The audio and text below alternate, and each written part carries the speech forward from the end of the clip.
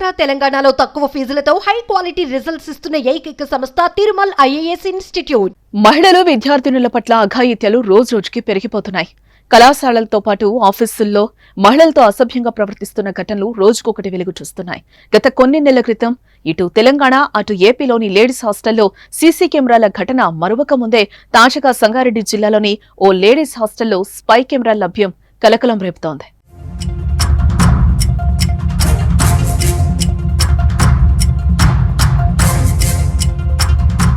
సంగారెడ్డి జిల్లా అమీన్పూర్ మున్సిపాలిటీ పరిధిలోని కిష్టారెడ్డిపేటలోని మైత్రి విల్లాస్ లో లక్ష్మీ గర్ల్స్ హాస్టల్లో చోటు చేసుకున్న ఈ ఘటన తెలంగాణ వ్యాప్తంగా తీవ్ర చర్చనీయాంశమైంది. సమాచారంతో హాస్టల్ కి చేరుకున్న పోలీసులు స్పై కెమెరా వ్యవహారంపై దర్యాప్తు చేస్తున్నారు. అమీన్పూర్ మున్సిపాలిటీ పరిధిలోని విల్లా నెంబర్ 75లో బండారు మహేశ్వరరావు 4 ఏళ్లుగా లేడీస్ హాస్టల్ నడుపుతున్నాడు. అయితే ఈ వ్యక్తి తన నీచ బుద్ధిని బయటపెట్టాడు. ఏకంగా అమ్మాయిల హాస్టల్లో సీక్రెట్ స్పై కెమెరాలు ఏర్పాటు చేశాడు.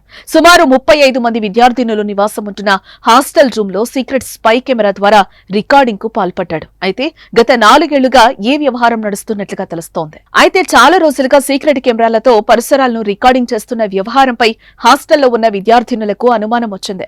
దీంతో ఆందోళనకు గురైన విద్యార్థినులు ఈ విషయాన్ని స్థానికుల సహాయంతో అమీన్పూర్ పోలీసులకు ఫిర్యాదు చేశారు. విద్యార్థినులు ఉండే రూముల్లో పోలీసులకు స్పై కెమెరాను స్వాధీనం చేసుకున్నారు. తమ అనుమానం నిజమవడంతో అవాక్కైన విద్యార్థినులు తీవ్ర ఆందోళనకు గురవుతున్నారు.